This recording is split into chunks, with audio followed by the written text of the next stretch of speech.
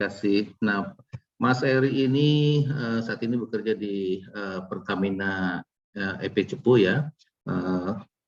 Untuk expertise-nya ada di gas and LNG komersial ya, kemudian LNG manufacture and operation, joint venture management, kemudian ada petroleum economic valuation and for oil and gas field development. Jadi ini luar biasa, kemudian ada cost estimation for conceptual field development plan sama project performance monitoring. Nah ini kurang lebih di sana, tapi kalau pekerjaan ini cukup banyak dari Pertamina EP Cepu, sebelumnya juga ada di Joint Operation Body di Pertamina Medco, kemudian juga pernah di Pertamina Hulu Mahakam ya, di sini sebagai Head of Business Development. Kalau tadi yang saya sebutkan adalah Manager Business Development, dan juga yang pertama di Pertamina EP Cepu sebagai Manager Commercial Operation and Support ya. Nah, bicara dari sini ada pernah juga di Santos, kemudian ada juga di Genting Oil and Gas ya, kemudian di ujung pangkah ya di HES ya, ini di tahun 2005-2007. Nah kalau bicara pendidikan, Master of Engineer in Industrial Management di Belgium ya, Catholic University Leuven ya, ini kemudian S1-nya di ITB ya, di Bachelor of Engineering in Mechanical Engineering. Jadi luar biasa, belum lagi training-trainingnya, ada award yang dia sudah juga peroleh. Wah ini luar biasa kalau saya bisa katakan ya, Bapak Ibu sekalian. Hari ini Mas Eri mau sharing ya, kalau sharing sesinya ini juga sudah saya sempat baru post ya tadi pagi di Instagram, tapi kalau ini sebenarnya sudah cukup lama kita komunikasi dengan Mas Eri. Jadi hari ini mudah-mudahan sharing ini membawa manfaat bagi teman-teman semua, apalagi kalau melihat dari perjalanan harga oil ya, minyak gitu ya, kemudian gas sendiri ya yang kita lihat, waduh nih batu bara sahamnya juga naik. Nah mungkin sesi ini kita bisa Mas Eri bisa sampaikan ya, memang ini sifatnya baru pengenalan ya terkait dengan industri di upstream oil and gas dan project ya, terkait valuasi and risk analysis. Nah ini Mas Eri silakan Mas bisa sampaikan terkait dengan apa yang mau disampaikan hari ini, nanti baru dibuka sesi tanya jawab ya. Dan Bapak Ibu silakan mungkin nanti pada saat pemaparan presentasi ini bisa di-mute dulu, nanti ada waktunya ya, kalau ingin menyampaikan bisa lewat chat, bisa juga nanti lewat melambaikan tangan, nanti kami berikan waktu untuk berbicara jika misalnya ingin ada yang mau disampaikan. Waktunya kurang lebih 1 jam ya, mudah-mudahan ini bisa bermanfaat bagi teman-teman semua. Silakan Mas Eri, mohon maaf ya kalau menyampaikan perkenalan cukup lama, bisa dimulai Mas Eri dari sekarang. Mungkin mau presentasi sendiri slide-nya atau dibantu dengan operator, silakan. Nanti saya yang share langsung aja Pak Haryajid. Baik. Silakan Mas Eri. Terima kasih Pak Haryajid. Selamat sore Bapak Ibu semua. Salam kenal sebelumnya. Nama saya Eri. Tadi Pak Haryajid sudah menyebutkan kurang lebih background saya. Jadi mohon izin saya akan coba share screen untuk memperlancar komunikasi. Saya izin men-stop video ya Bapak Ibu. Karena mungkin nanti kita fokus ke slide daripada ke muka saya. Baik, saya stop videonya. Saya coba share screen. Apakah sudah terlihat, Bapak Ibu? Sudah terlihat. Coba saya. Ya, baik. Sore ini mungkin kita santai aja ya Pak Haryajid, Bapak Ibu, karena Sabtu sore jam 4 juga sampai jam 5 mungkin beberapa teman sedang mengisi waktu akhir pekan dan juga agak-agak sedikit ngantuk. Semoga sharing yang saya berikan sore ini cukup menarik, tidak membuat Bapak Ibu mengantuk, dan monggo tadi Pak Haryajid sudah memberikan guidance-nya. Kita presentasi dulu, nanti kita menggunakan fasilitas chat box atau raise hand untuk bertanya. Materinya sebetulnya tidak terlalu banyak, ada sekitar 15-16 slide. In general yang akan coba saya share sore ini adalah, pertama adalah mengenai bisnis oil and gas secara umum. termasuk value chain dan life cycle-nya seperti apa. Karena kita juga mengenal bahwa bisnis oil and gas itu bukan bisnis yang sustainable atau yang bisa di-renew, tapi dia adalah bisnis yang akan habis pada saat resources-nya habis. Yang kedua, kita sore ini akan menekankan ke arah bisnis hulu atau upstream, dan spesifik lagi di Indonesia. Background saya memang sekitar 20 tahunan itu ada di upstream, jadi mungkin lebih banyak materi yang saya bisa share di sini adalah mengenai bisnis migas di hulu. Kalau di midstream atau di hilir nanti mungkin saya bisa bantu kalau memang Bapak Ibu tertarik untuk mengajak teman saya yang lain. Yang ketiga, mengenai fiscal terms yang berlaku di upstream, khususnya di Indonesia, bentuknya seperti apa, bagaimana kita membagi-bagi revenue antara pemerintah dan juga kontraktor yang mengerjakan lapangannya, dan risiko-risiko apa saja yang terkait dengan kegiatan di hulu migas tersebut. Baik, saya izin lanjut ke selanjutnya. Nah, ini sebetulnya semacam flow dalam bentuk grafik yang menggambarkan bisnis migas dari hulu sampai hilir. Di mana kalau kita lihat di sebelah kiri atas ini adalah bisnis hulu atau upstream, di mana di situ ada pengeboran, ada eksplorasi. Jadi intinya adalah mengambil resources yang berupa crude oil atau natural gas dari reservoir di bawah tanah ke permukaan dan mencoba untuk dipurifikasi atau kita separate antara bahan-bahan pengotor seperti pasir atau air untuk dibawa ke bisnis di midstream. Midstream ada di sektor yang ini yang berwarna agak terang. Midstream itu diantaranya adalah bisnis petrochemical, oil refinery, gas to liquid plant atau di sini itu termasuk LNG, dan juga ada power station.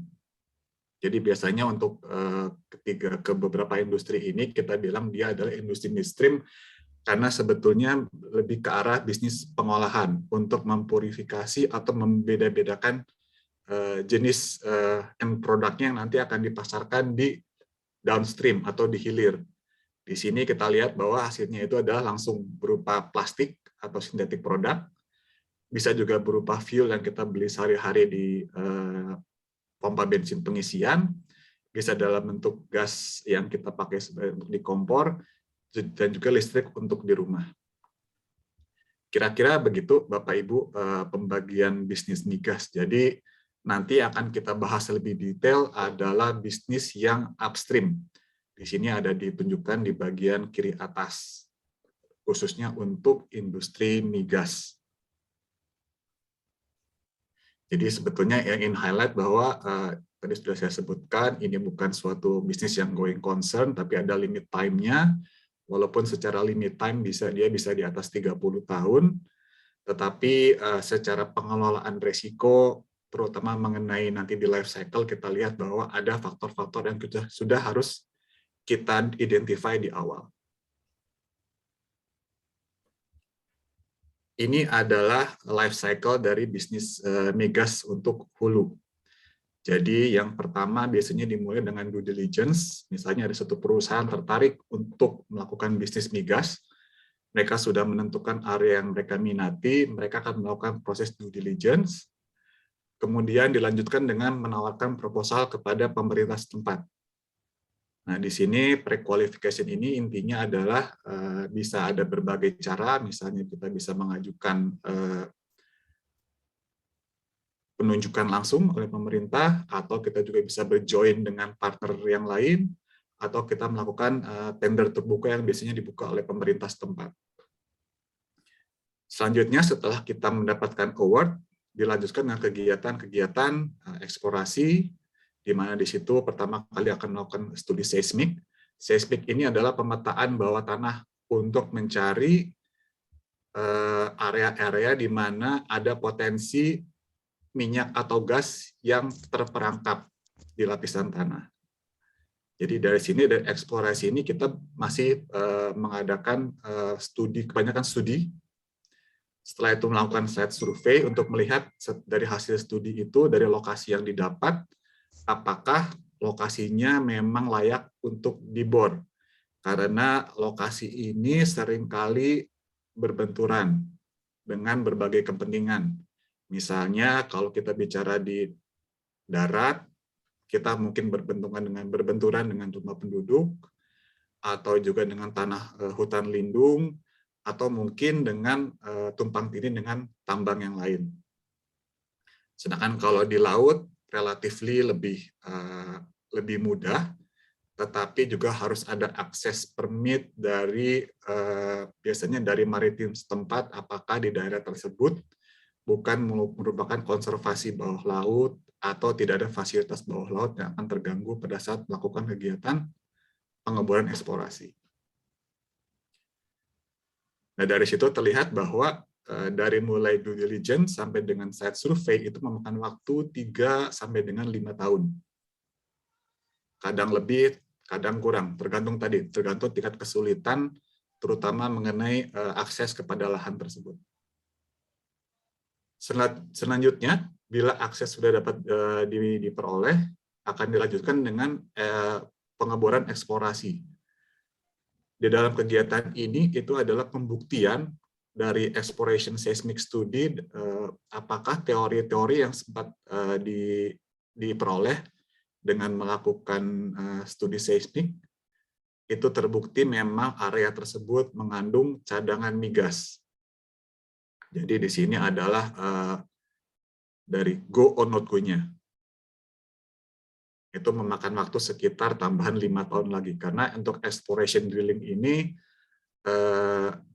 agak challenging di pengadaan material dan rig biasanya, karena oil and gas company itu most likely tidak mempunyai rig sendiri. Mereka menggunakan third party kontraktor untuk melakukan jasa pengeboran.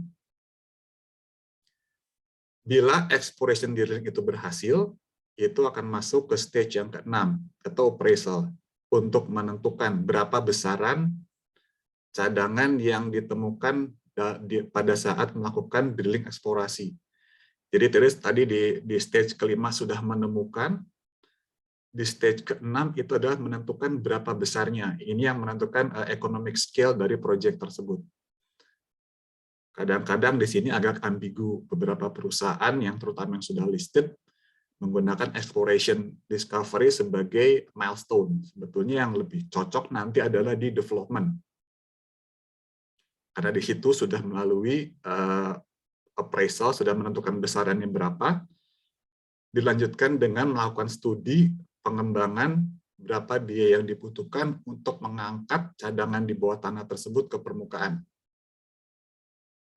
Jadi kalau dilihat, kalau kita ada di base case itu dari mulai tadi due diligence sampai dengan development itu bisa memakan waktu sekitar 8 sampai 20 tahun. Jadi kadang-kadang kalau kita bekerja di satu perusahaan, mungkin kita di pensiun itu dari mulai kita due diligence belum tentu kita bisa sampai ke masa produksinya. Jadi bisa dibayangkan sangat panjang life cycle-nya. Yang terakhir adalah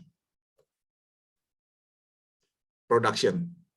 Setelah kita melalui development, kita akan masuk ke fase production. Di development inilah final investment decision diambil.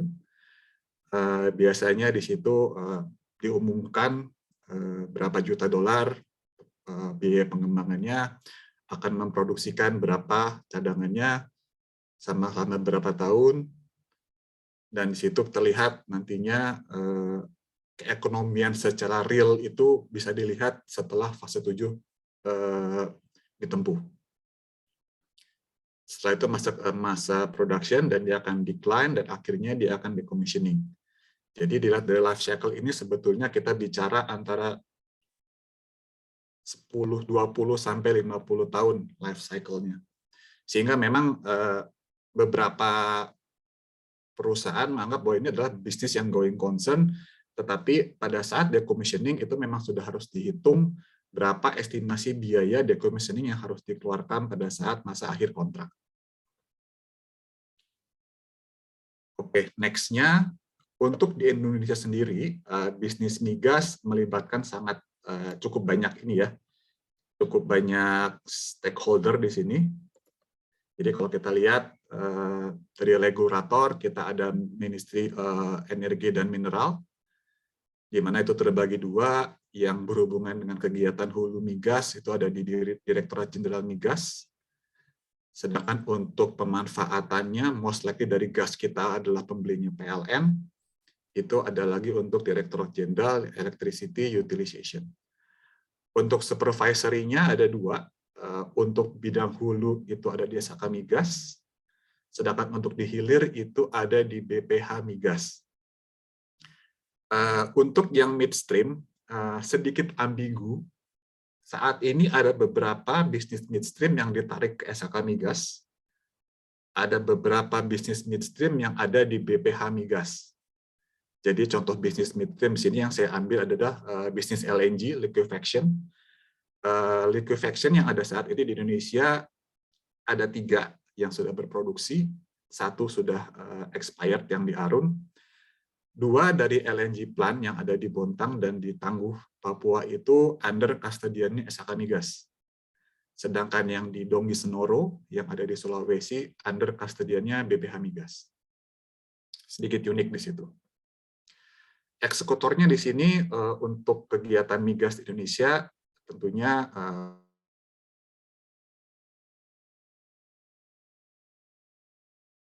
mostly BUMN. Di situ juga ada tentunya kegiatan eksekutornya kontraktor-kontraktor dari luar negeri.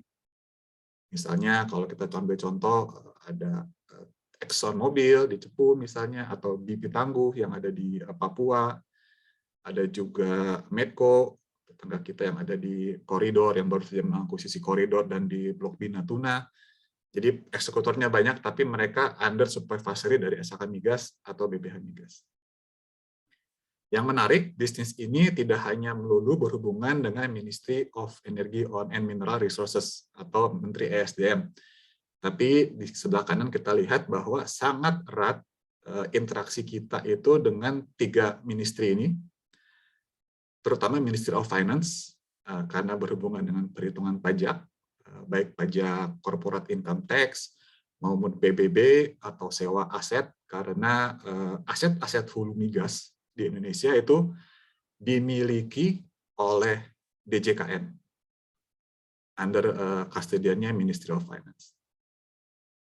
Khusus untuk kegiatan-kegiatan yang berhubungan dengan akses di onshore atau di laut, hubungan dengan Ministry of Environment sangat erat, karena untuk mendapatkan akses tersebut kita harus mendapatkan izin menggunakan lahan dari Ministry of Environment. Jadi kurang lebih seperti ini. Memang beberapa saat lalu sempat ada diskusi mengenai pengurangan jumlah permit di dunia hulu migas.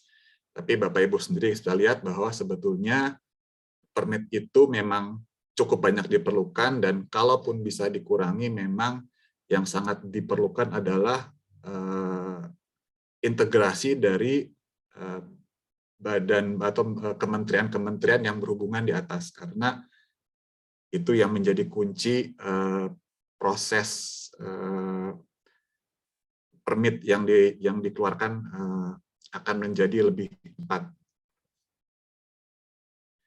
Baik, di sini adalah mengenai bentuk-bentuk fiscal regime yang ada di dunia saat ini.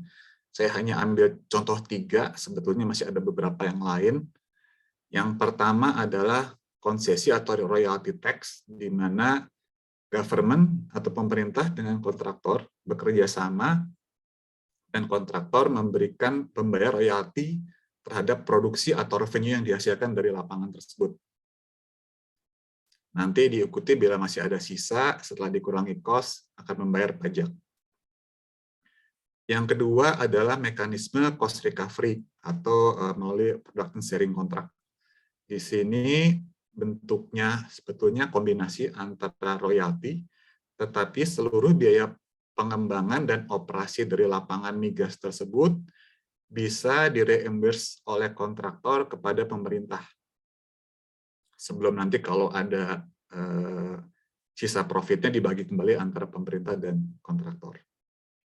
Sedangkan service kontrak itu bentuknya adalah kontraktor dibayar berdasarkan fee yang dijanjikan atau disetujui di awal tiap barrel oil atau barrel oil ekuivalen yang dihasilkan dari lapangan tersebut. Jadi sistemnya tergantung dari murni fluktuasinya terhadap produksi. Baik, ini dari segi fiscal terms-nya.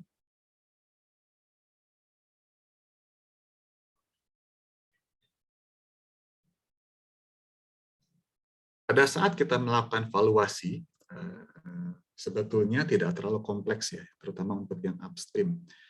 Kita sebetulnya hanya tergantung kepada 4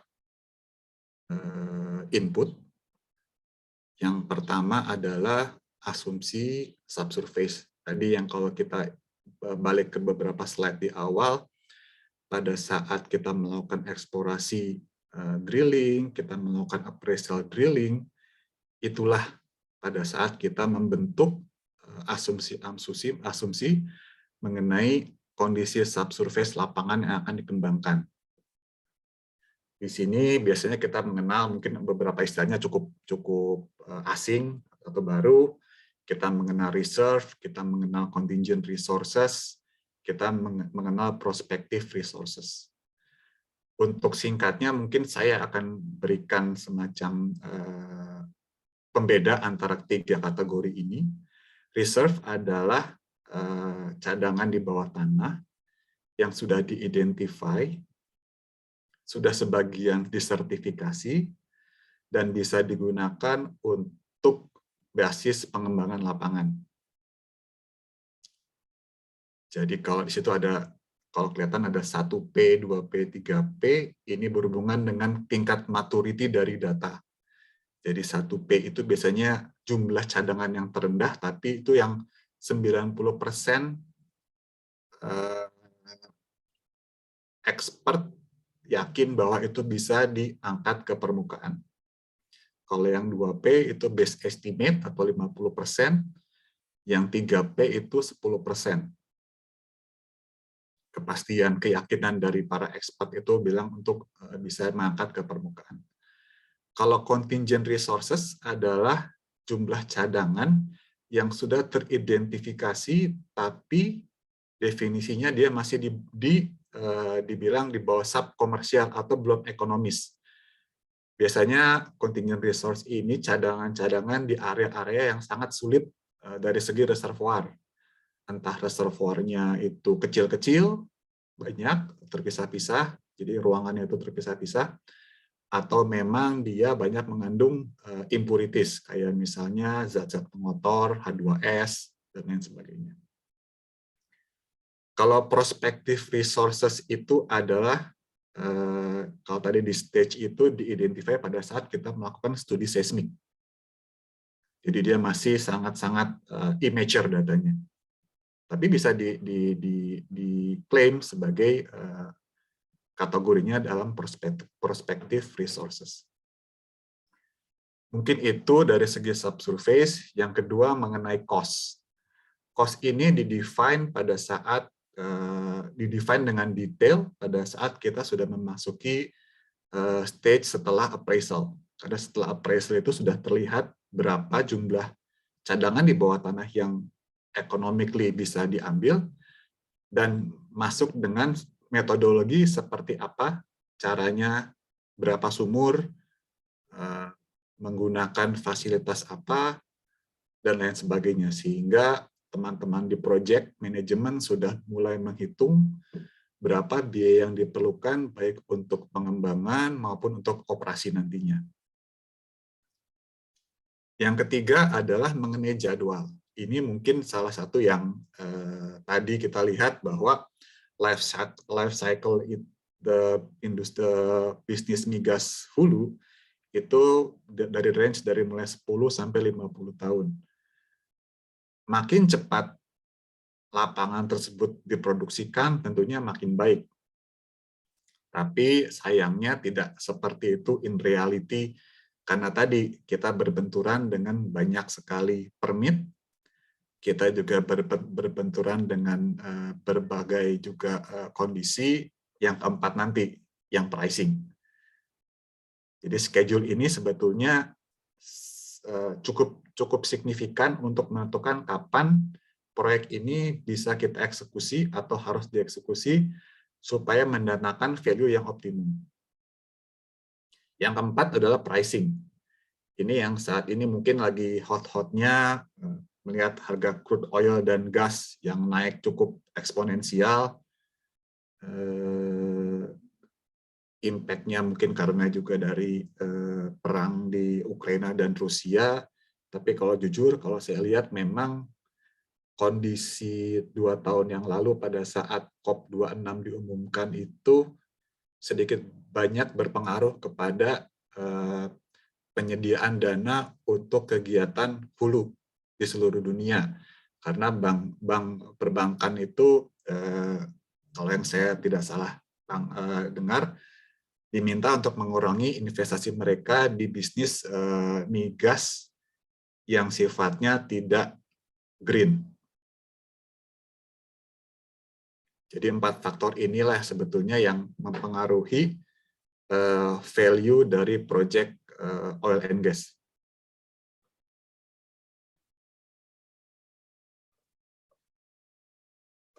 Next. Nah, bagaimana kita memvalue project oil and gas? Biasanya kita menggunakan model. Model di sini cukup banyak sebetulnya yang berinteraksi. Jadi kalau untuk di hilirnya sendiri atau di ultimate goal-nya, biasanya kita mengenal financial model. Ini mengadopt kepada fiscal scheme yang tadi kita sudah diskusikan di awal. Inputnya kurang lebih ada 4. Yang pertama adalah subsurface model, yang tadi kita sudah bahas di slide sebelumnya, cost model, commodity price, project schedule, dan yang terakhir adalah mengenai loan atau repayment model. Karena ini sedikit banyak akan mempengaruhi juga performance dari proyek yang akan dieksekusi. Karena most of the time, perusahaan-perusahaan migas, walaupun dia sekaliber Big Five kayak Total, BP, Exxon, Chevron, itu tetap mengandalkan loan untuk berinvestasi. Jarang sekali yang mereka mengandalkan cash on hand ya, yang ada di dalam rekening perusahaannya mereka. Kenapa? Karena resiko tadi, resiko pada saat pengemburan eksplorasi itu sangat besar. Di belakang 4-5 model ini masih banyak sebetulnya model-model yang dibangun. Ada untuk di subsurface model itu ada simulation, data processing yang tadi, ada seismik, eksplorasi, dan lain-lain yang berpengaruh kepada profil produksi yang akan dihasilkan. Development scenario model juga nanti akan terlihat pengembangannya itu akan seperti apa, karena itu akan bergantung kepada produk yang akan diangkat.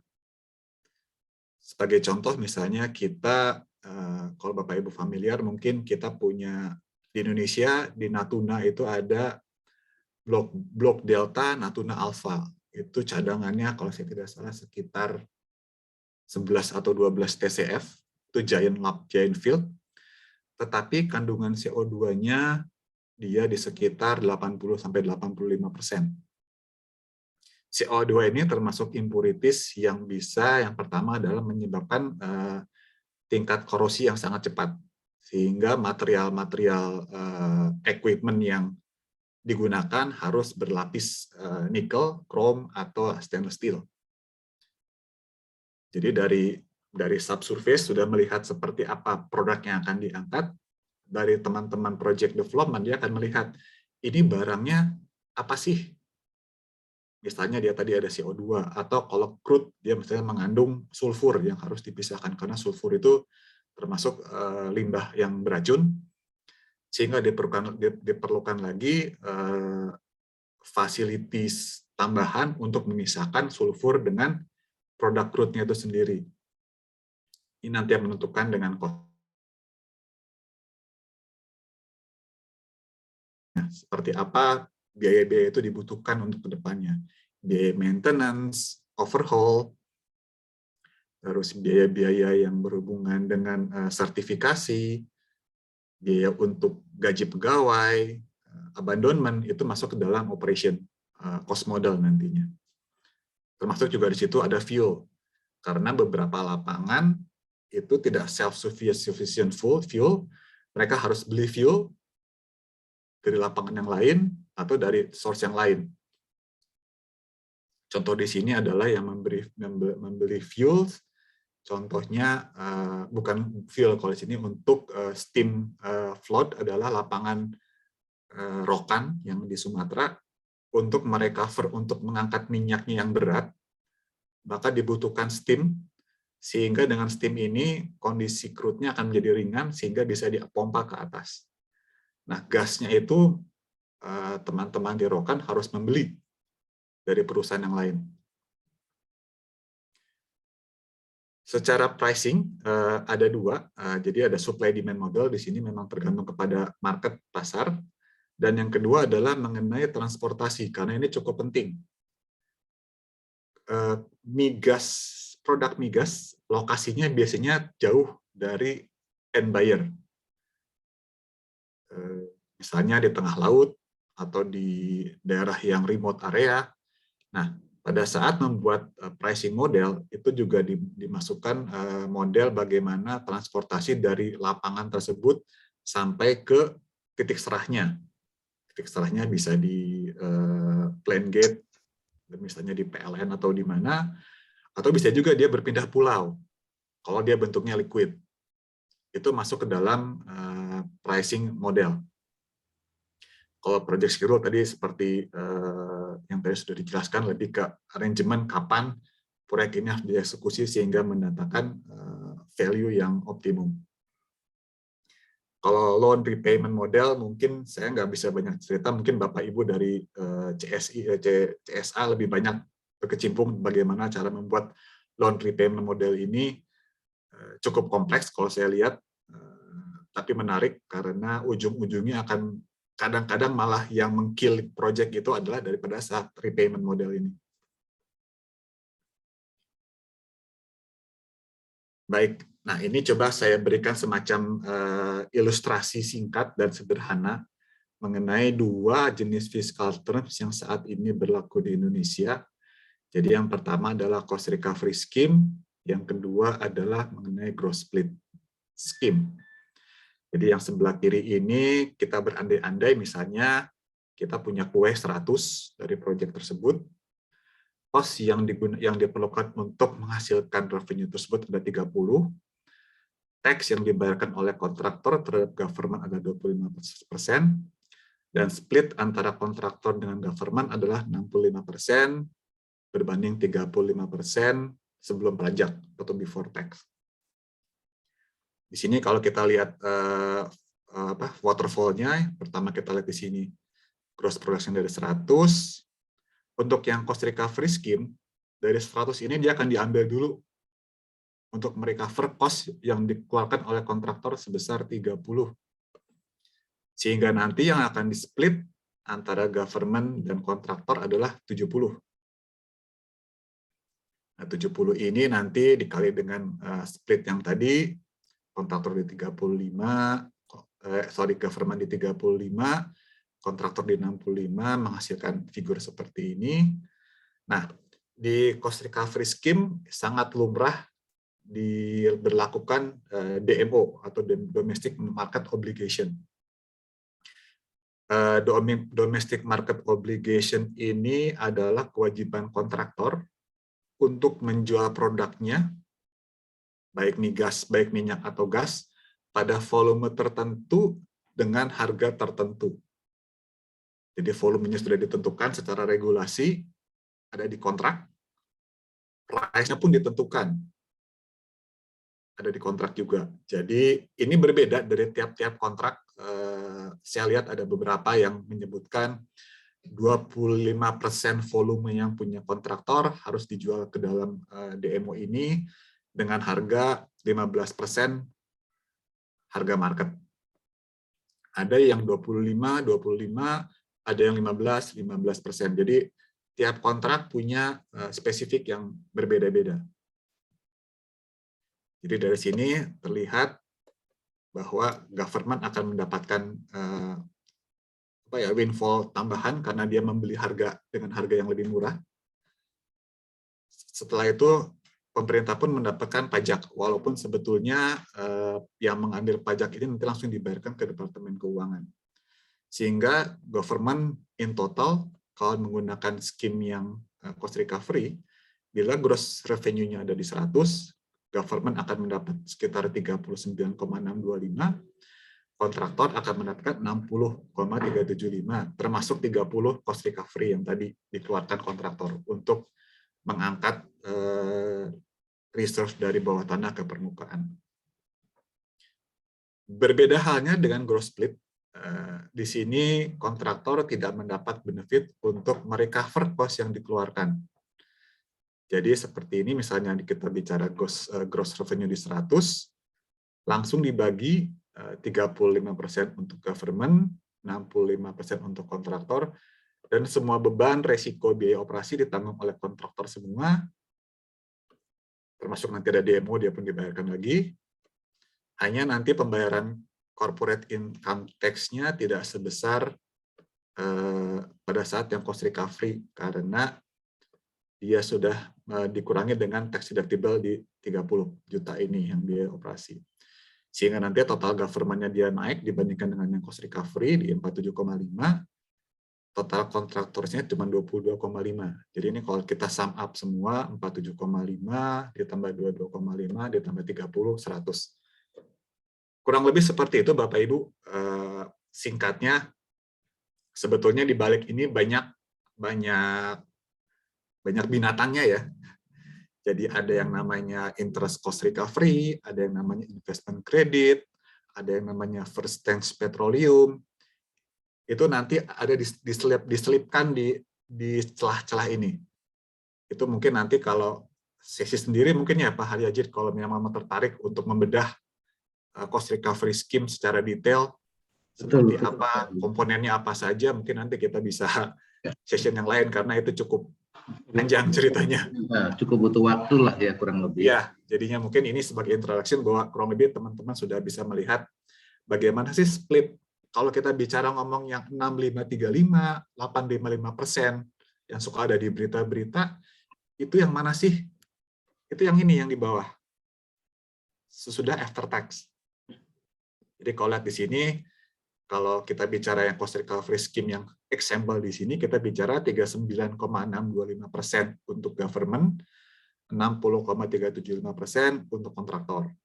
Jadi itu istilah yang sering digunakan di newspaper ya, di koran-koran. Jadi kalau in reality sebetulnya most of the contract itu bagian government biasanya lebih besar dibanding jumlah bagian kontraktor. Jadi sampel ini saya buat kontradiktif untuk melihat sebetulnya seperti apa sih. So, kalau kita berbicara dari perspektif tidak berpihak ya. Jadi kenapa gross split ini sangat disukai government tapi sangat tidak disukai oleh kontraktor, sehingga gross split ini di akhir-akhir tahun 2021-2020 sudah tidak diwajibkan lagi, tetapi kontraktor diberikan kebebasan untuk memilih antara skim yang fiscal regime yang cost recovery atau gross split. Jadi kalau saya lihat sepintas, cost recovery cocok untuk pengembangan lapangan yang dari awal, yang ada masa eksplorasinya, yang ada masa development-nya. Karena di sini resikonya itu kontraktor nanti akan mem-pass through ke government. Tetapi di samping itu tentunya semua biaya-biaya yang akan dikeluarkan harus mendapatkan persetujuan government. Inilah yang menjadi challenge antara government dan kontraktor pada saat kita bicara schedule. Sedangkan yang gross split itu government tidak mengeluarkan approval untuk biaya operasi. Jadi mereka hanya memonitor kegiatannya seperti apa. Mereka akan mengencourage kontraktor untuk melakukan kegiatan yang banyak, sehingga diharapkan dari kegiatan yang banyak tersebut produksinya meningkat, sehingga bagian government-nya akan meningkat pula. Tapi mereka tidak punya tidak punya wewenang untuk memaksa kontraktor melakukan kegiatan A, B, C, D. Dengan seperti itu diharapkan kontraktor akan lebih cepat mengambil keputusan sehingga produksinya bisa lebih cepat. Nah, ini cocok untuk pengembangan lapangan-lapangan yang sifatnya adalah bertetangga dengan lapangan yang sudah berproduksi, yang nanti akan di-tie-in. Jadi misalnya ada 2 lapangan migas yang bertetangga, yang satu sudah berproduksi, yang satu sedang dalam pengembangan. Nah, yang dalam pengembangan ini cocok untuk menggunakan fiscal regime gross split. Karena diharapkan, karena sudah menemukan dan sudah ada jalur exit-nya, dia bisa tie-in sehingga bisa langsung berproduksi dan menghasilkan revenue. Kira-kira seperti itu perbedaan secara singkatnya antara cost recovery dengan gross split. Next-nya kita masuk ke risk. Nah, ini risk ini cukup unik kalau kita lihat bahwa menurut Oil Wire ada 5 faktor risk yang dihadapi oleh oil and gas company. Political, geological, price, supply demand, and cost. Terus jadi pertanyaannya kan, sebetulnya oil and gas company itu ngapain gitu kan, kalau semua 5 faktor ini ternyata menjadi resiko gitu kan. Jadi sebetulnya dilakukan oleh oil and gas company itu, mereka berusaha, pertama tentunya ada faktor politikal yang mereka coba involve di situ. Karena berhubungan dengan fiskal atau kebijakan yang nanti akan diterapkan. Geological tentunya ini adalah granted dari alam ya, yang tidak bisa diapa-apakan lagi, tapi itu risiko yang harus dicari mitigasinya oleh perusahaan migas, bagaimana caranya untuk membawa mineral atau resources dari bawah tanah itu ke permukaan. Ininya makanya hampir seluruh teknologi di dunia itu didominasi kalau tidak untuk militer adalah untuk kegiatan energi ini. Pricing, oil and gas company walaupun tidak punya enforcement secara langsung terhadap price, tapi oil and gas company itu rata-rata mereka mempunyai trading arm. Jadi trading arm ini sedikit banyaknya akan ikut mempengaruhi kondisi market di dunia. Supply demand, nah ini juga unik karena supply demand itu untuk migas sekarang sudah tidak bisa lagi kita bicara lokal atau regional, kita bicaranya sudah crossing crossing benua. Kayak misalnya untuk LNG kita bicara dari Qatar kita bisa datangkan ke Jepang, atau dari Australia kita datangkan ke Cina. Tergantung ada supply di mana, demand di mana. Yang menjadi challenge di sini adalah bagaimana kita mempackage energi tersebut, apakah dalam bentuk liquid atau dalam bentuk yang lain. Cost juga ini sebenarnya tergantung pada pasar. Jadi kegiatan di industri migas terutama di upstream didominasi oleh kontraktor. Kita bisa bilang satu kegiatan proyek itu bisa mengundang ratusan kontraktor yang terlibat di dalam proyek tersebut. Sehingga pada saat ada suatu hal terjadi di dunia, cost-nya itu di luar kontrol dari perusahaan migas. Kayak misalnya ada labor issue, atau misalnya lagi memang resources-nya lagi short. Contohnya waktu di 2010-2011 di Australia itu shortage skilled resources manpower, itu harga resources di sana cukup berlipat-lipat, sehingga otomatis akan menyebabkan impact kepada cost dari proyek itu sendiri. Yang bisa dikontrol oleh perusahaan-perusahaan migas ini adalah kegiatannya. Jadi mereka bisa memilih kegiatan apa yang optimum untuk membuat produknya bisa dihasilkan dan proyeknya tersebut masih dalam skala ekonomis. Baik, saya lanjut lagi ke mitigation-nya. Saya kembali lagi ke slide yang awal mengenai life cycle. Jadi di tiap-tiap cycle itu sebetulnya ada resiko-resiko yang dihadapi oleh kontraktor atau perusahaan-perusahaan migas yang akan masuk ke bisnis ini. Jadi mungkin kita bisa lihat Bapak Ibu di sini dari mulai stage 1 sampai 9 itu resikonya tuh ada terus. Dan kalau lihat dari mitigasinya, most likely yang menjadi mitigasi adalah konsultan. Kenapa konsultan menjadi andalan? Ini agak unik karena konsultan itu kebanyakan mereka bekerja di area-area yang berbeda-beda, tapi spesifik bidang keahliannya. Misalnya teman-teman yang di subsurface, geologis, geofisis, mereka di konsultan itu mereka kerja di lapangan yang berpindah-pindah lapangannya, tapi hanya mengerjakan kegiatan geologis, mengenai kegiatan mengenai studi, mengenai kegiatan mengenai pengeboran. Teman-teman di lantas pertanyaan teman-teman yang ada di oil company ngapain dong kalau masih pakai konsultan gitu kan ya? Itu menjadi pertanyaan. Jadi sebetulnya kegiatan di oil and gas itu kita tidak banyak resources sebetulnya. Kita kegiatannya cukup minim dan kita memang fokus untuk mendeliver bagaimana bisnis proses ini jalan secepat mungkin. Karena berbeda dengan konsultan, pada saat kita meretain employee di dalam perusahaan, tentunya akan ada tambahan lagi biaya-biaya yang berhubungan sama employment tersebut. Sehingga banyak perusahaan akhirnya menggunakan jasa konsultan untuk mengerjakan hal-hal yang sangat spesifik, sehingga diharapkan dengan menggunakan tenaga ahli yang memang di bidangnya, akan mendapat result yang maksimum.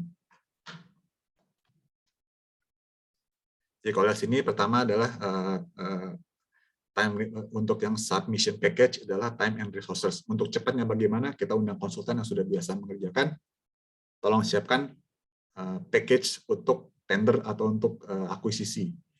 Stage 2 masuk ke dalam contract license award yang kita inginkan. Bagaimana risikonya adalah competitors mapping, karena pada saat satu area dibuka tender oleh pemerintah, biasanya yang akan tertarik banyak. Nah, itu kita bagaimana kita cara mapping biar kita bisa memenangkan license-nya. Di situ bisa masuk, kita bisa mengajak partnership kepada lawan yang akan ikut tender juga, atau kita bisa join studi, atau kita juga bisa masuk ke bid war, which is kalau bid war itu yang diharapkan oleh pemerintah, tapi tidak diharapkan oleh kontraktor, karena secara bid war yang dimenangkan, yang akan mendapat keuntungan banyak adalah pemerintah. Karena dalam hal ini yang akan dinilai nanti adalah berapa besar signature bonus yang ditawarkan. Untuk exploration juga kita menggunakan konsultan. Untuk drilling pun kita menggunakan konsultan. Kalau di sini kita mungkin kalau teman-teman sudah mendengar kata-kata perusahaan Schlumberger, Halliburton, itu adalah perusahaan-perusahaan drilling yang sering digunakan oleh perusahaan-perusahaan migas di seluruh dunia. Nah, yang sangat ditakutkan pada saat kegiatan ini adalah pada saat masuk ke stage 5, lakukan kegiatan drilling, dan ternyata dry hole. Makanya tadi ini adalah titik di mana sebetulnya cost recovery menjadi lebih menarik untuk kontraktor. Karena untuk dry hole, untuk sumur-sumur yang dry hole, yang dibor setelah lapangannya itu berproduksi, jadi misalnya kita punya beberapa lapangan di dalam satu working area, lapangan pertama sudah berproduksi, nah, dia akan mau step out ke lapangan yang baru, dia melakukan eksplorasi, nah eksplorasinya misalnya ternyata gagal, biaya eksplorasi tersebut bisa di-recover dari lapangan yang sudah berproduksi tadi. Itu beauty-nya dari cost recovery. Beberapa kontrak akhirnya benefits itu dihilangkan oleh pemerintah Indonesia, jadinya mereka melakukan perlapangan fiscal regime-nya. Tapi terakhir sudah kembali lagi mereka melakukan kita bilangnya sebenarnya ring fence. Ring fence-nya itu bukan per lapangan lagi, tapi per walking area. Jadi risiko dry flow ini bisa diminimalisasi. Untuk economic reserve yang tadi yang masih dikategorikan dalam reserve, itu yang nantinya harus dilihat apakah dari appraisal bidding-nya terbukti bahwa cadangan yang ada di lapangan tersebut memang secara ekonomik bisa dikembangkan. Di sini memang butuh kreativitas dari teman-teman surveys nantinya untuk mendevelop atau mengembangkan fasilitas yang sangat optimum untuk kondisi jumlah cadangan yang ada di dalam working area tersebut. Nah, pada saat development juga sebenarnya risikonya masih banyak. Ini yang lebih berhubungan sama schedule dan market, karena cost-nya dia akan berubah tergantung dari market, dan juga biasanya ada time delay sehingga mempengaruhi biaya secara keseluruhan. Pada saat melakukan proyek realisasi, tentunya yang sangat berpengaruh di sini adalah harga komoditi, karena harga komoditi ini sangat fluktuatif tergantung kepada geopolitik situation di seluruh dunia. Jadi yang beberapa kontrak itu malah didesain bahwa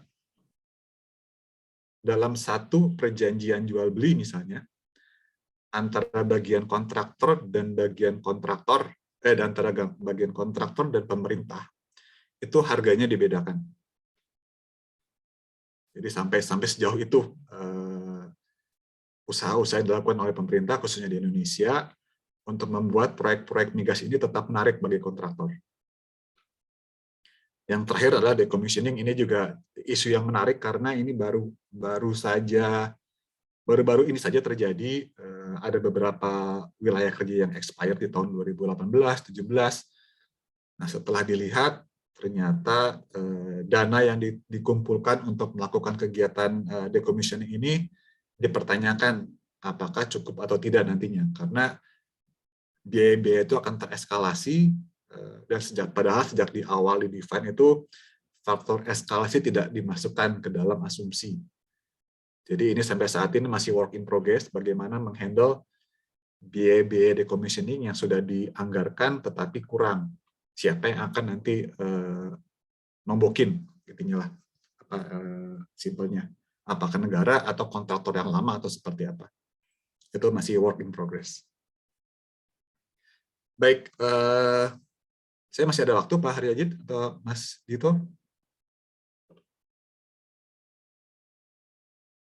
Saya lanjut dulu sebentar kali ya. Jadi ini berhubungan dengan teman-teman di CSA mengenai stock price. Sebetulnya yang tadi saya sampaikan itu kita bicara value di aset level. Pada saat masuk kita ke share level atau ke biaya, kita bisa bilang ke biaya akuisisi, masih banyak faktor-faktor lain yang harus dipertimbangkan, terutama mengenai impact tax pada saat bertransaksi misalnya, atau misalnya dia pindah negara, nanti vehicle yang digunakan seperti apa. Ada lagi bagaimana cara mendue diligence liabilities dari perusahaan atau aset yang akan di value. Masih panjang ceritanya, jadi itu mungkin untuk next session lagi ya Pak Haryajid ya. Dilanjutin sisanya aja Pak, nggak apa-apa Pak, yang ini nih. Iya. Jadi yang ada itu ya betul, kita next session kita buat lagi. Jadi kalau untuk karena dari tadi yang saya jelaskan itu lebih ke asset value. Pada saat kita bicara share value itu ada lagi analisa-analisa yang mesti ditambahkan sehingga akan terjadilah share value yang bisa digunakan untuk kegiatan M&A atau merger akuisisi. Itu bisa naik, bisa turun tergantung dari kondisi liability, laporan keuangan, terus tax yang berhubungan dengan negara tersebut di mana kegiatan akuisisi akan dilakukan, dan lain sebagainya. Ada sekitar 5 atau 6 faktor lagi yang mesti dipertimbangkan. Baik, ini saya ambil contoh beberapa kejadian di Indonesia yang berpengaruh kepada stock price dari perusahaan yang bersangkutan. Yang contoh yang pertama ini saya ambil total. Jadi total di 2015 itu diumumkan bahwa tidak lagi mendapat hak untuk mengelola blok Mahakam, di mana blok Mahakam itu salah satu revenue generation bagi total secara keseluruhan, secara worldwide. Jadi di sini dilihat di tahun 2015 itu di bulan Juni itu diumumkan bahwa total tidak lagi mengelola Mahakam, dan itu turun cukup signifikan di tahun di tahun 2015 itu share-nya secara worldwide. Ini yang saya ambil itu dari NYSE, New York Stock Exchange. Jadi cukup Indonesia cukup punya impact terhadap harga saham di New York. Selanjutnya, contoh yang kedua adalah untuk Repsol. Jadi Repsol baru-baru ini mengumumkan bahwa mereka menemukan cadangan gas yang besar di daerah Sumatera. Ini sekitar tahun 2018, di mana Repsol di sini berpartner dengan Medco dan Petronas dan Moeco dari Jepang. Kita lihat bahwa pada saat dia diumumkan, harga sahamnya terdongkrak naik cukup signifikan. Ini yang tadi saya bilang di awal bahwa dia masih di exploration stage dan dia sudah menemukan. Sebetulnya key terms-nya bukan di sini. Pada saat kita bicara dua penemuan cadangan ini, apakah bisa dimonetisasi dengan cepat, dengan biaya yang murah? Karena cerita jadi berbeda pada saat kita punya cadangan yang besar, tapi tidak bisa dimonetisasi dan membutuhkan biaya yang besar. Saya ambil contoh Masela. Masela itu 11 TCF. Itu sekitar 5 kali daripada yang ditemukan oleh Repsol. Tapi dia sulit, dia ada di offshore, dan dia jauh dari pasar. Sehingga sampai saat ini belum ada tanda-tanda Inpex sebagai operator itu akan melakukan final investment decision, walaupun penemuannya mungkin sudah lewat dari 10 tahun yang lalu. Jadi itu yang tadi saya lihat pada saat Repsol melakukan announcement ke korporasi, dia mendapat penemuan, itu bisa mendongkrak harga saham, tapi sebetulnya yang nanti akan lebih mendongkrak adalah pada saat dia mengumumkan FID. Bahwa disitulah ditunjukkan bahwa komitmen dari perusahaan ini untuk mengembangkan lapangan tersebut. Kalau di sini dia baru discover, dari sini dia bisa banyak langkahnya, dia bisa terus mengembangkan, atau dia bisa jual lapangan ini ke orang lain kan, dengan harga yang lebih baik tentunya. Jadi kurang lebih seperti itu strategi-strategi perusahaan ini. Selanjutnya, contoh yang ketiga, Medco. Medco baru-baru ini di akhir tahun 2021 mengumumkan men-take over aset ConocoPhillips di Sumatera, koridor. Itu cukup besar cadangannya, dan kita lihat di sini sahamnya naik cukup signifikan ya di bulan Desember 2021. Jadi news seperti ini memang digunakan oleh perusahaan untuk mendongkrak stock price mereka dengan mengumumkan hal-hal yang positif tentunya. Sebetulnya yang menarik sebetulnya pada saat ini for our discussion aja, pada saat mengakuisisi sebetulnya lebih menarik dari mana source of fund-nya. Karena itu nanti menentukan apakah perusahaan ini akan bisa bertahan long run-nya atau dia akan kesulitan membayar pinjamannya. Baik, mungkin ini slide yang terakhir sore ini. Jadi mungkin teman-teman juga bertanya-tanya, ini Eri dari tadi cerita migas, emang ke depan masih ada gitu industri migas gitu kan? Kan sekarang udah musimnya green energy, renewable, solar panel, EV, dan lain-lain sebagainya.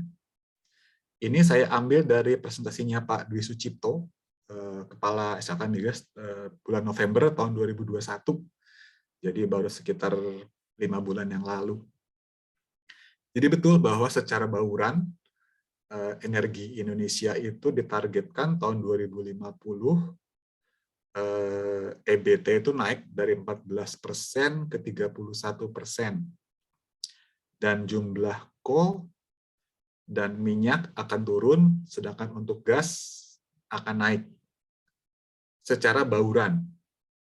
Tetapi kita bicara secara volumetrik, ternyata walaupun secara bauran itu naik, turun, kebutuhan migas itu masih naik. Ini kalau saya nggak salah, ini asumsinya dengan asumsi growth per tahunnya di sekitar 5-6% Indonesia, which is tahun ini mungkin nggak sampai 5 atau 6%.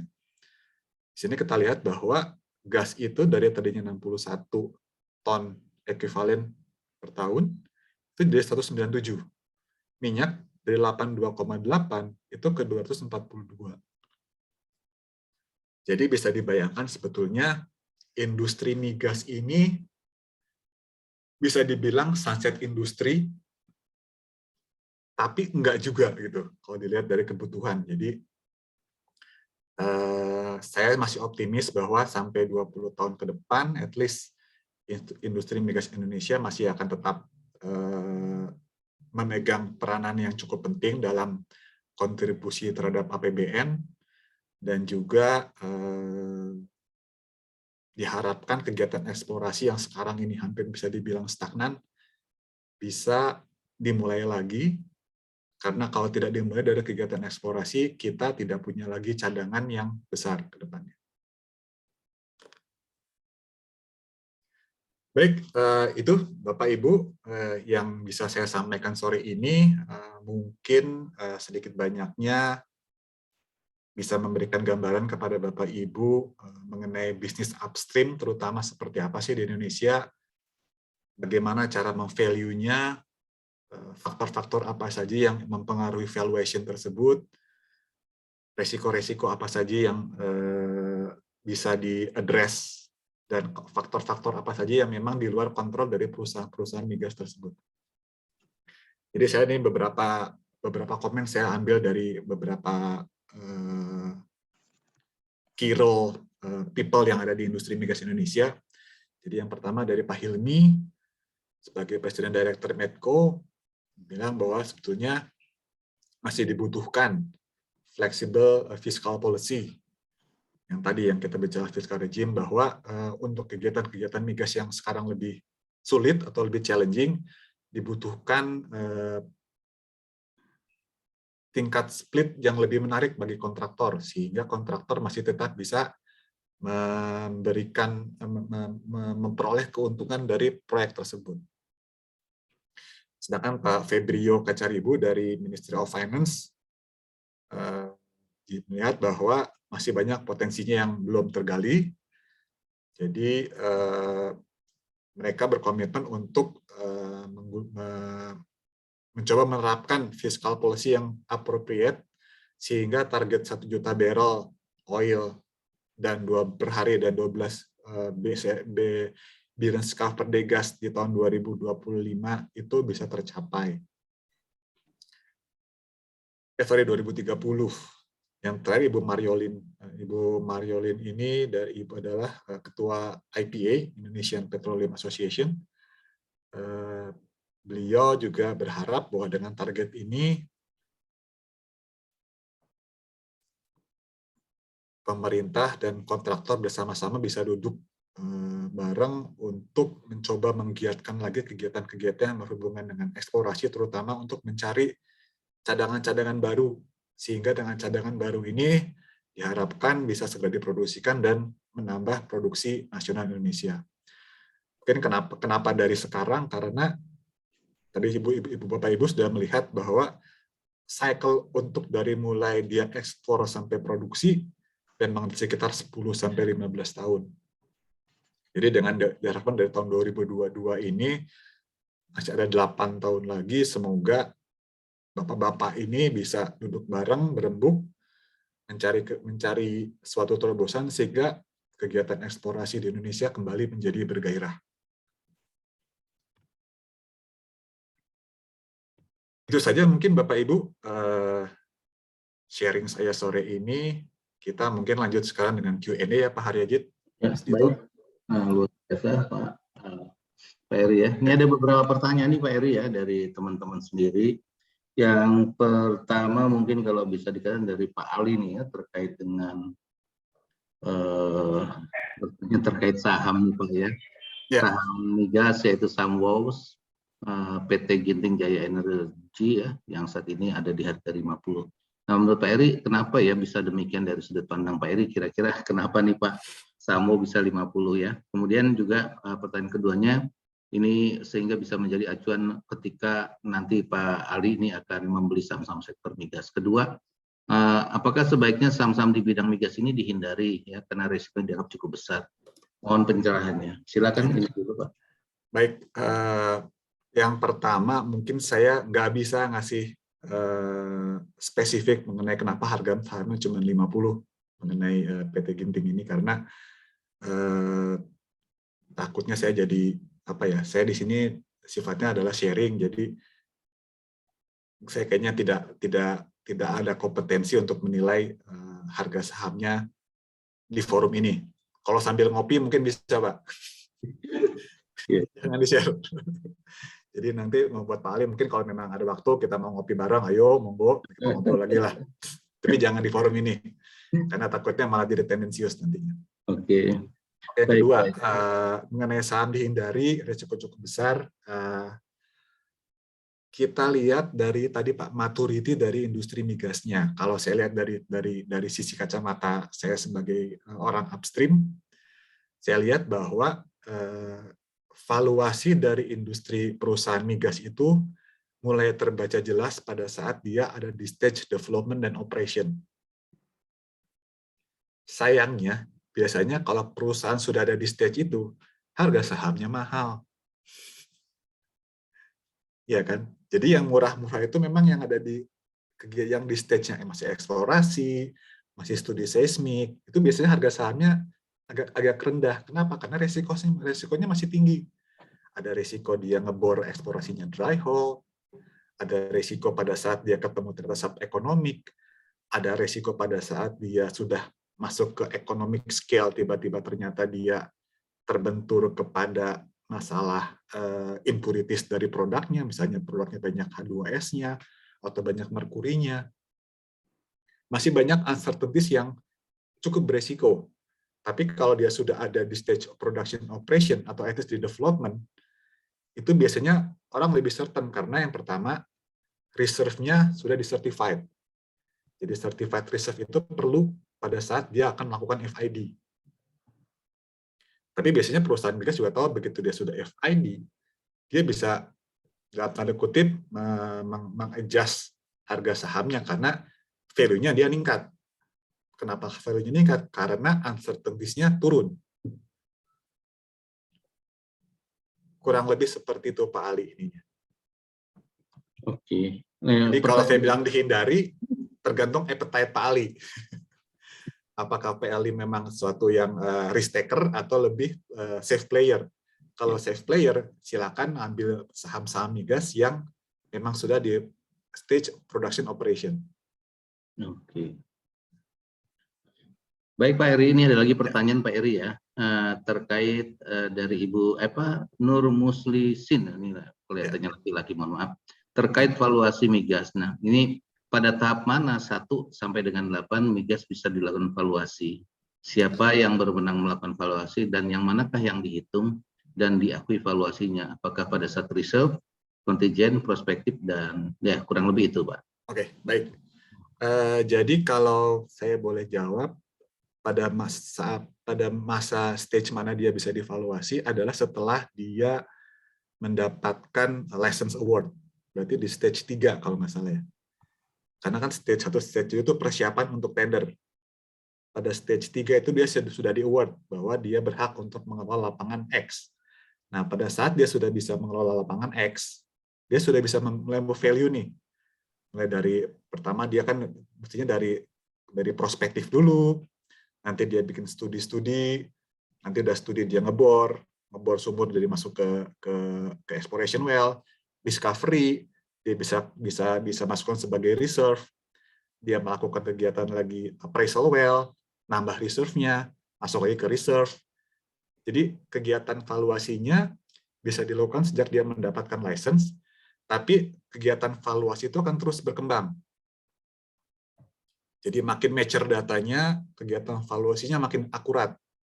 Di awal-awal itu biasanya kalau kita belum ada masih bilang prospektif itu, kita bisa bicara misalnya lapangan A, prospeknya let's say kita bilang 1 juta barrel.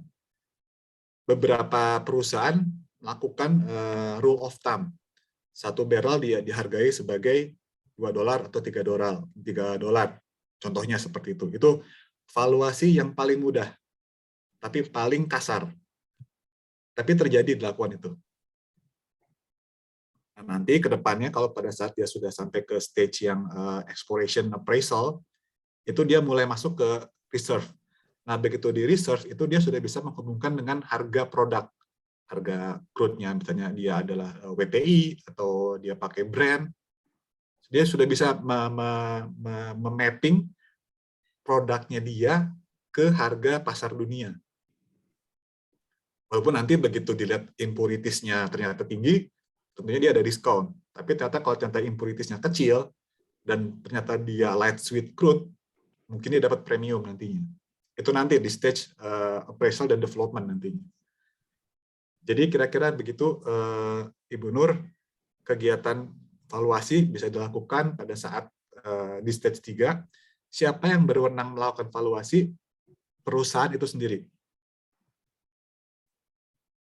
Dia berwenang melakukan valuasi. Siapa yang berwenang untuk memvalidasi? Nah, ini pertanyaannya yang lebih ini. Di beberapa perusahaan yang sudah listed, biasanya mereka mengundang entah konsultan yang memang ditunjuk untuk melakukan validasi terhadap reserve. Ini yang melakukan reserve sertifikasi. Di kita mungkin Indonesia itu kita mengenal yang namanya LEMIGAS. LEMIGAS adalah badan berwenang yang melakukan valuasi cadangan yang diakui oleh pemerintah Indonesia. Di luar negeri masih banyak yang swasta-swasta. Dan biasanya yang bankable untuk bank di luar negeri, mohon maaf, LEMIGAS kayaknya belum masuk. Jadi ada The Golan McNaughton, ada lagi GCA, ada lagi Risk, ada lagi beberapa perusahaan yang memang sudah diakui di badan perbankan dunia bahwa valuasinya itu bankable.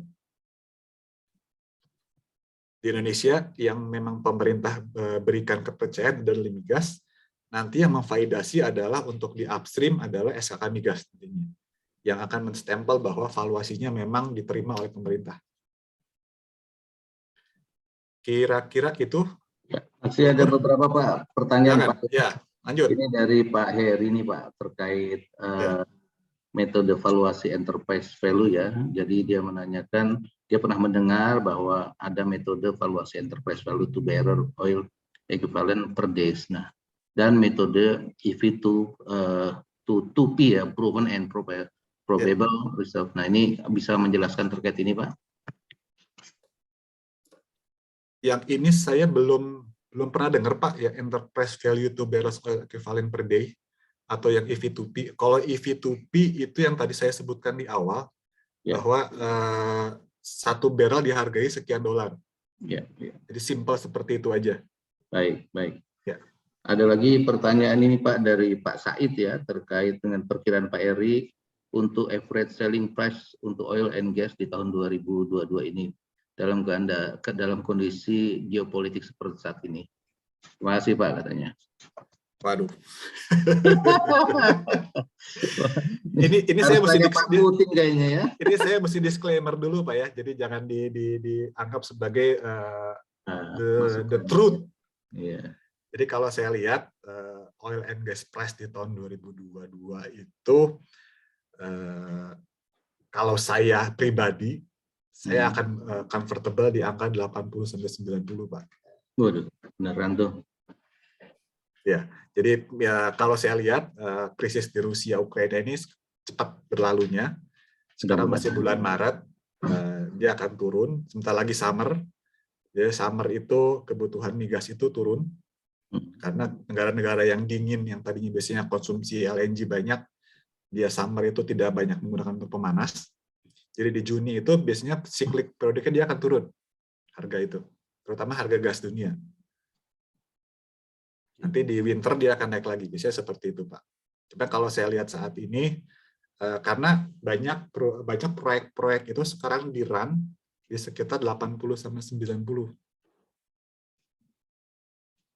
Jadi kalau kita ngambil beberapa konsultan kayak Wood Mackenzie atau McKinsey atau ada IHS segala macam, mereka punya tiap tahun tuh proyeksi harga minyak seperti apa.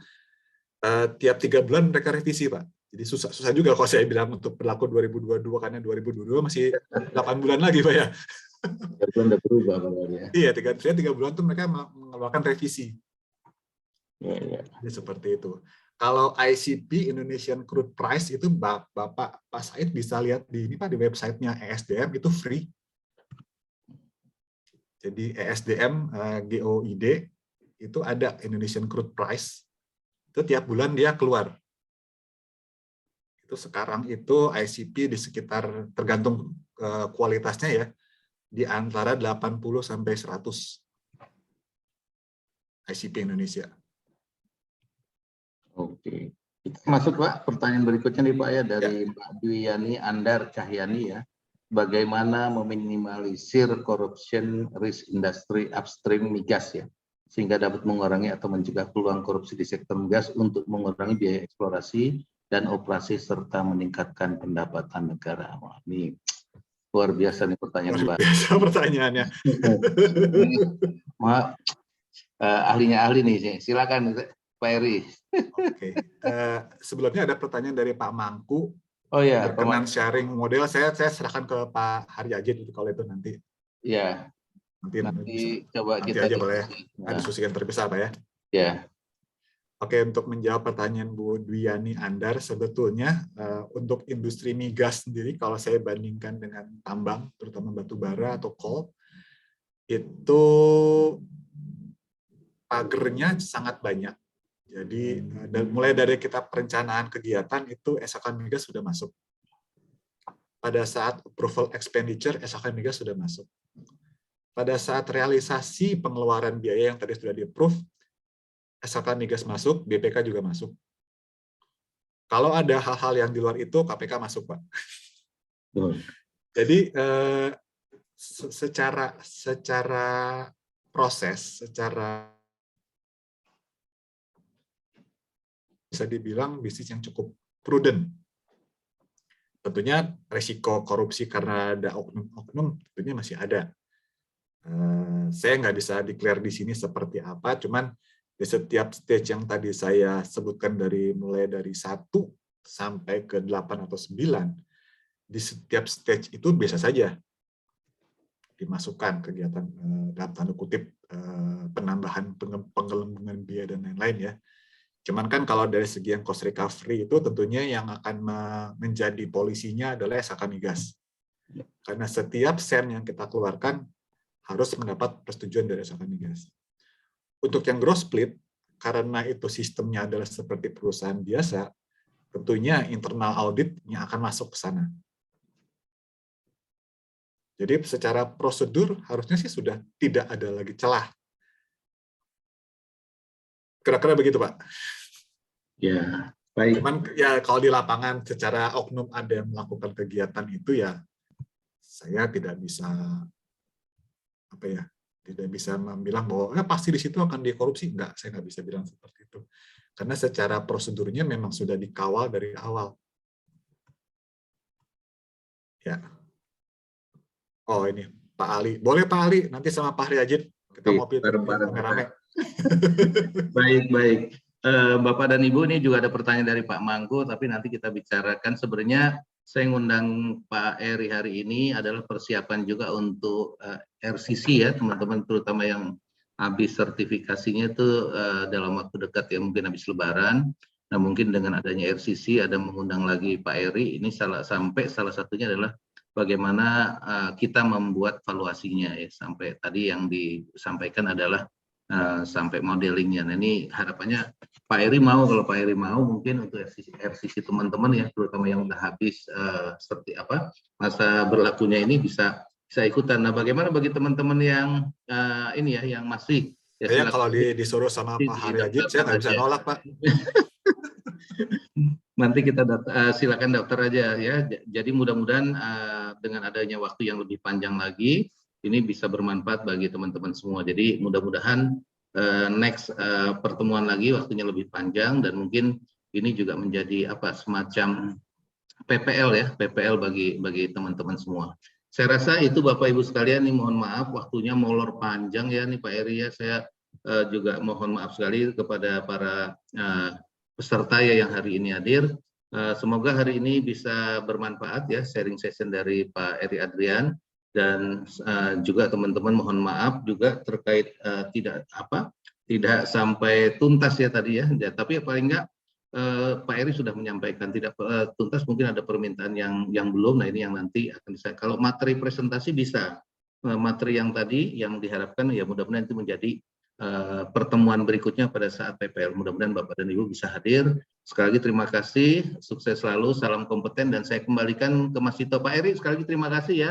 Terima kasih Pak Haryajid, terima kasih Bapak Ibu atas kesediaannya duduk mendengarkan dongeng saya sore ini. Kapan-kapan kita ketemu lagi Pak. Apalagi kalau ada yang ngopi-ngopi, kita ngopinya sama Pak Yudi Priambodo nih Pak. Boleh Pak. Ya, saya Pak ikut Yudi, aja Pak. Kita diajak nih ngopi-ngopinya Pak Yudi, jauh banget tapi Pak Yudi ya. Oke, silakan Mas Tito.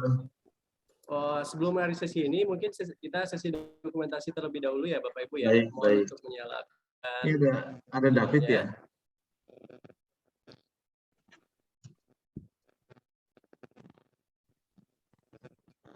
Perlu diingatkan ya Bapak Ibu ya, untuk mengisi feedback yang sudah dikirimkan di kolom chat, karena nanti sertifikat akan dikirimkan bagi Bapak Ibu yang mengisi feedback tersebut. Officialnya apa kabar? Bapak nggak ketemu. Seperti biasa kita gaya kompeten terlebih dahulu ya Bapak Ibu ya. Iya. Gaya kompeten Bapak Ibu, saya pandu itu. Satu, dua, tiga. Sebentar. Oke, untuk gaya keduanya 2 jempol untuk Pak Eri, Pak Haryajid, dan untuk semua Ya, boleh. teman-teman semua 2 jempol.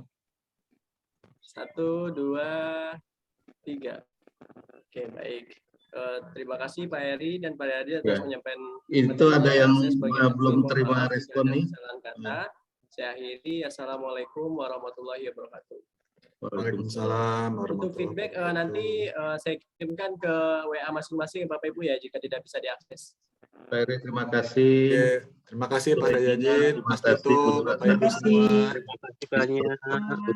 Pak Fajar, Pak Yudi Priambodo, Pak Fahmi, Cynthia, makasih. Mas Ali, terima kasih. Pak Eri, terima kasih. Pak Haryajid, terima Pak kasih. Haryajid, Pak Eri, terima kasih. Terima kasih ya Bapak Ibu, sehat-sehat selalu semua. Terima kasih.